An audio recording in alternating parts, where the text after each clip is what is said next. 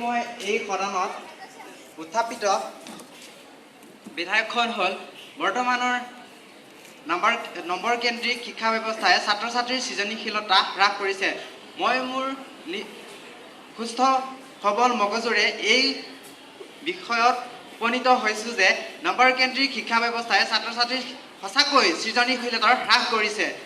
চাওক মহোদয়, এনেকুৱা কিছুমান ছাত্ৰ ছাত্ৰী আছে যি মুখস্থ বিদ্যাৰ জৰিয়তেহে অধিক নম্বৰ পাব পাৰে, আৰু এনেকুৱা ছাত্ৰ ছাত্ৰী আছে ছাৰ বাইদেৱে যিখিনি ৰুমত লিখাই দিয়ে সেইখিনিয়ে মুখস্থ কৰি পৰীক্ষা দিবলৈ যায়, ফলত অধিক নম্বৰ পাবলৈও সক্ষম হয়, কিন্তু সেই কিতাপখনৰে কিছু গুৰুত্বপূৰ্ণ কথা জানিবলৈ সক্ষম নহয় বা জ্ঞান আহৰণ কৰিবলৈ সক্ষম নহয়।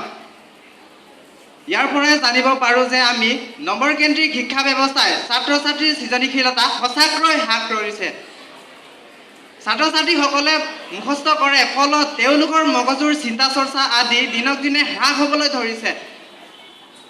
আৰু এনেকুৱা কিছুমান ছাত্ৰ ছাত্ৰী আছে তেওঁলোকে অংকও মুখস্থ কৰি পৰীক্ষা দিবলৈ যায়, ফলত সেই অংক প্ৰশ্নটো যদি শিক্ষকে কিছু সংখ্যা সলনি কৰে কিন্তু সেই ছাত্ৰ বা ছাত্ৰীজনে সেই অংকটো সমাধান কৰিব নোৱাৰে, কাৰণ তেওঁ অংকটো মুখস্থহে কৰিছে, তেওঁ কোনো ধৰণৰ এই অংকটো বুজি পোৱা নাই।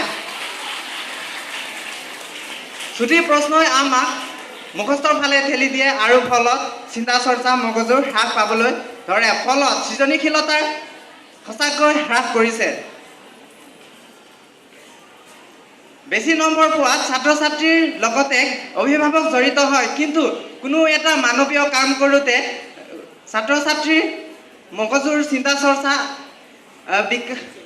দিনক দিনে হ্ৰাস হ'বলৈ ধৰিছে। অৱশেষত মই জনাওঁ যে আজিৰ এই সদনত উত্থাপিত